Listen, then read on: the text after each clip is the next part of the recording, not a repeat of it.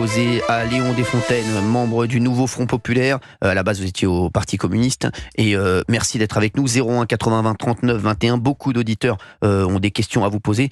Déjà, comment ça va à 3 jours du premier tour de ces législatives improvisées? Écoutez, ça va. Après, moi, je suis d'un naturel très optimiste. C'est vrai. Mais en tout cas, tout à fait. Je le vois toujours. Et l'accueil sur le terrain est très bon. Je suis dans une circonscription qui a massivement voté pour Jordan Bardella, près de 45, même plus de 45% aux européennes. Mais ce que je constate, c'est surtout qu'il y a beaucoup de colère, beaucoup de désespoir. Et quand on discute, eh bien, on arrive à faire changer d'avis les électeurs. Et donc maintenant, les résultats, ce sera dimanche 30 juin. Donc, dimanche 30 juin et peut-être 7 juillet si vous êtes... Et 7 juillet, exactement. bien sûr. Bah oui, dans l'objectif, dans la ligne de mire. Alors, il y a beaucoup de choses qui ont été dites dernièrement, bien entendu, sur cette alliance. Notamment Jean-Luc Mélenchon qui dit avoir payé de 100 circonscriptions cette alliance. C'est une phrase qui n'a pas été tellement reprise, mais c'est vrai qu'elle est, pour moi, très forte de sens. Choquante, très lourde même. de sens, exactement. Choquante, parce que ça fait vraiment... J'ai acheté la Valtaille, je l'ai payé comme si il y avait une sorte de compromission derrière tout ça. Qu'est-ce que vous pensez de ça, justement, Léon Desfontaines, vous qui faites partie du Nouveau Front Populaire? Moi, je pense que Jean-Luc Mélenchon, vous en avez sorti une de ses sorties récentes, et vous en avez pu en sortir d'autres, essaye d'être au centre de l'attention médiatique. C'est votre caillou dans votre chaussure. Vous savez, dans ma circonscription, Manon Brie, elle fait moins de 2%, si vous voulez. Donc, ils ont une certaine opinion de qui est Jean-Luc Mélenchon. Non, mais on a l'impression que tout le monde veut s'en débarrasser. Non, mais en fait, ce que j'ai envie de dire, c'est qu'à la limite, il parle en son nom. Je veux dire, je pense que l'ensemble des chefs de parti du Front Populaire, pour le coup, du Nouveau Front Populaire, ont été assez clairs. La personne qui sera Premier ministre, si le Front Populaire devient majoritaire, sera une personne plus consensuelle. Vous êtes pour Fabien Roussel, vous? Mais moi, je pense que Fabien Roussel pourrait l'être comme d'autres.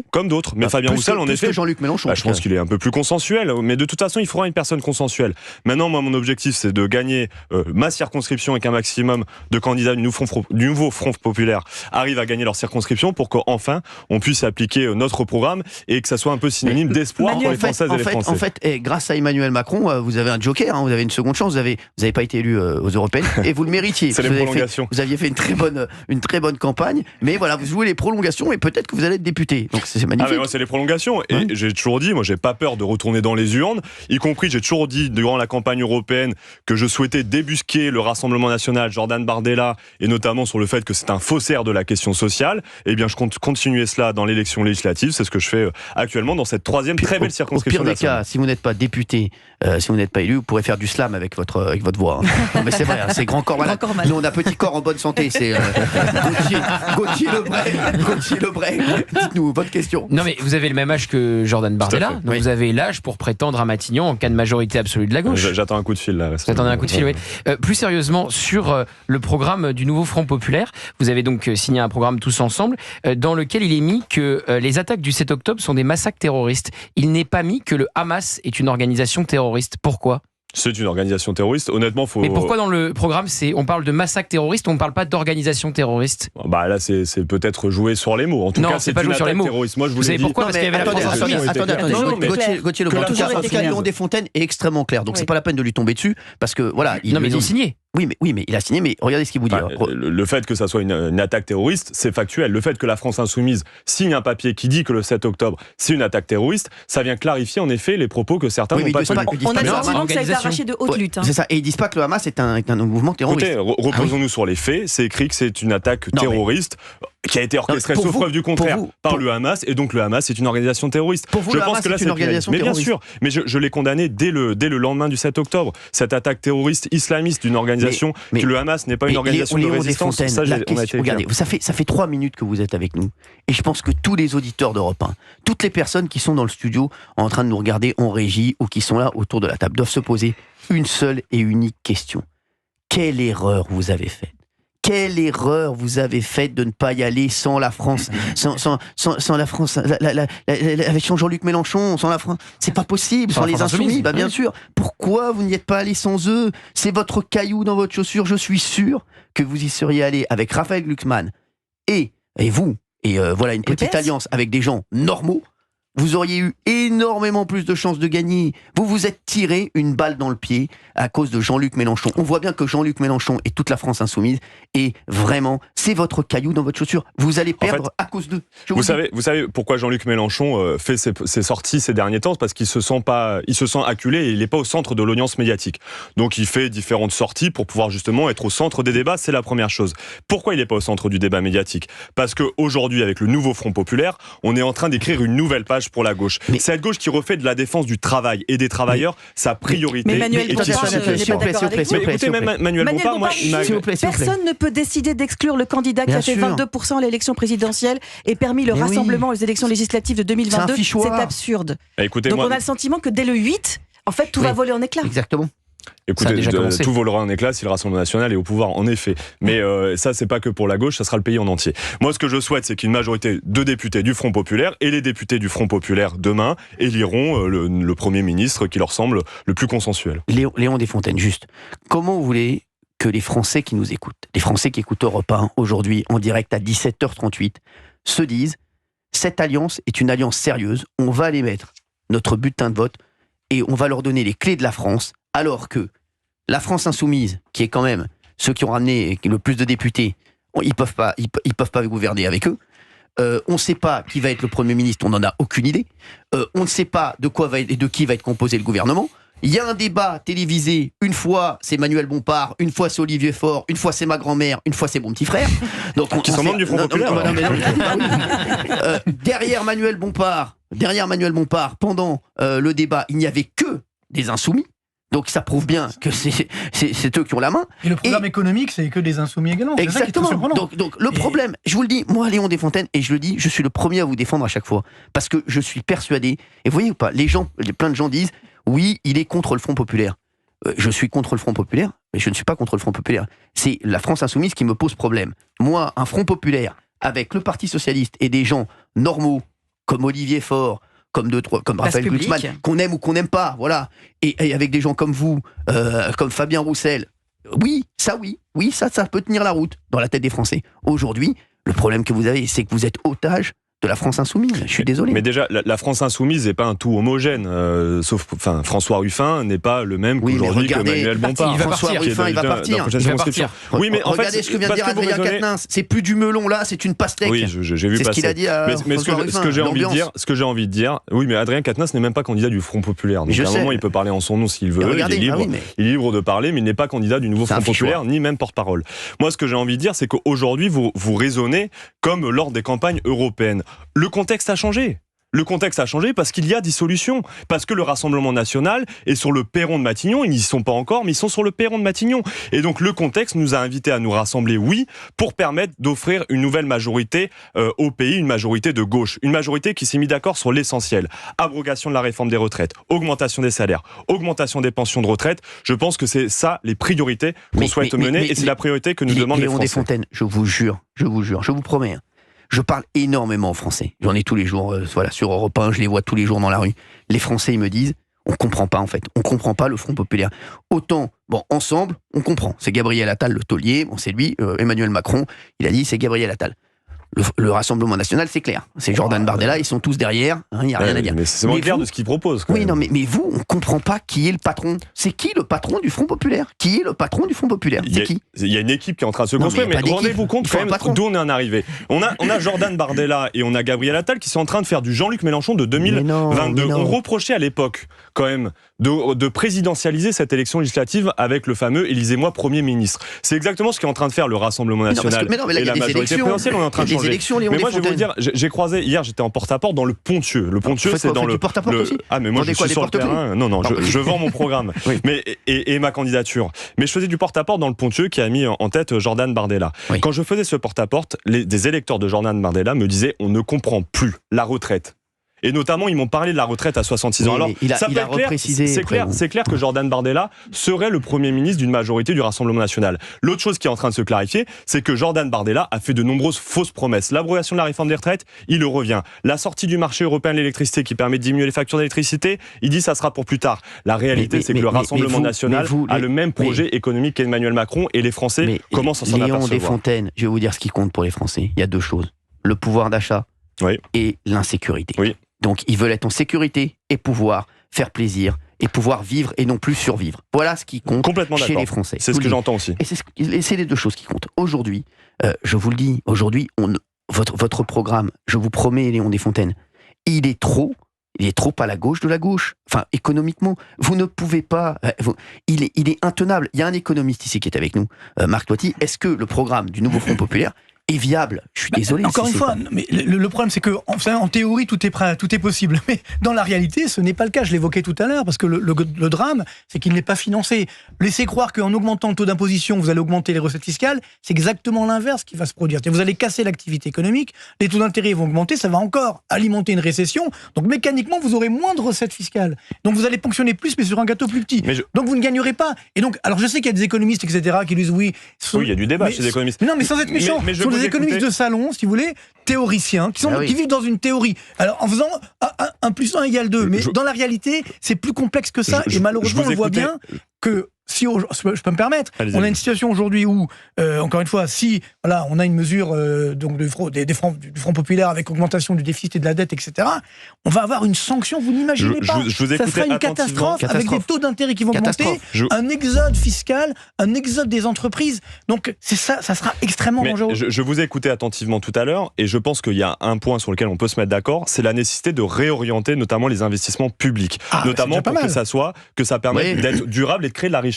Moi, je pense qu'il faut redévelopper en effet l'hôpital public, l'éducation nationale pour permettre d'offrir la meilleure qualité de formation à nos jeunes, parce que des jeunes qui seront formés le mieux possible demain sur le marché du travail, ce seront des gens qui seront plus productifs et qui créeront plus de richesses en France et donc qui amèneront plus de recettes fiscales. C'est ça finalement le raisonnement qu'on a. Mais parallèlement, mais par contre, c'est pas dans le programme, la réorganisation de la dépense publique, je l'ai pas vu.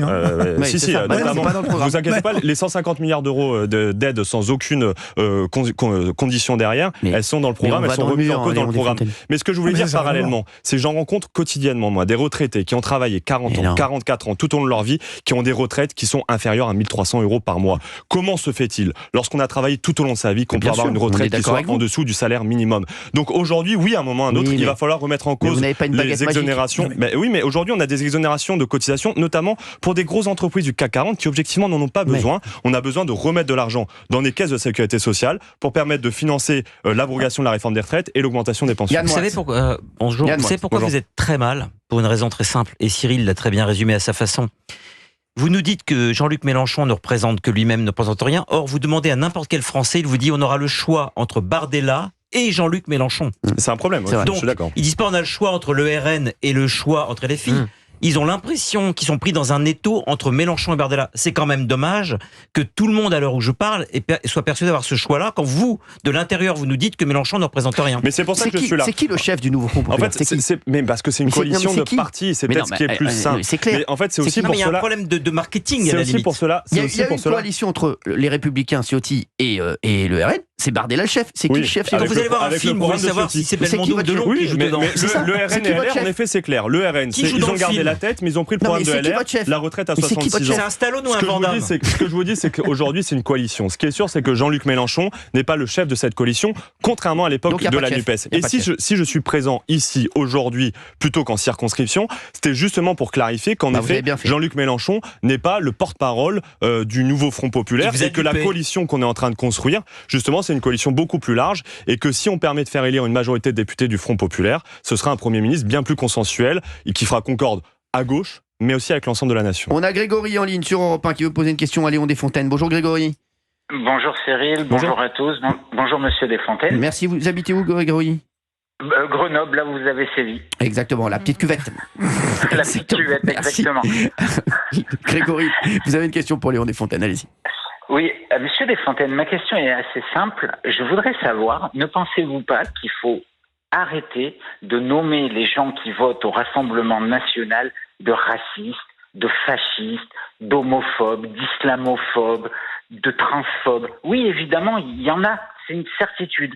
Mais je pense que la majorité ne sont pas comme ça. Je pense qu'ils adhèrent, qu'ils vivent des choses difficiles, que des Français sont dans des situations dramatiques et qu'ils prennent ça comme une insulte. Et ça les conforte. Et vous n'arriverez jamais à les faire revenir dans ce que vous appelez le champ républicain si vous continuez à dire c'est des racistes, c'est des fascistes, ce parti a été créé par des Waffen-SS. mais le Parti socialiste, la franquiste de Mitterrand, c'est une honte. Fleurir la tombe de Pétain, c'est une honte. Le communisme a des millions de morts aussi. Tout le monde a son passé. Est-ce qu'il n'est pas temps de passer à autre chose et de lutter sur les idées? Arrêtez avec ça là. C'est facile. Je trouve que Grégory, et je vais vous dire, comme dit Grégory, je vous dis, ça n'enlève aucun électeur au Rassemblement national. Ça, je vous dis. Totalement. Exactement. Ça ne fait justement que renforcer leur position. Donc, quelle est votre réponse, Léon Desfontaines? Bonjour Grégory, merci pour cette intervention que je partage en tout point. Et vous ne me verrez jamais, vous ne m'avez jamais dit des électeurs du Rassemblement national qu'ils étaient racistes.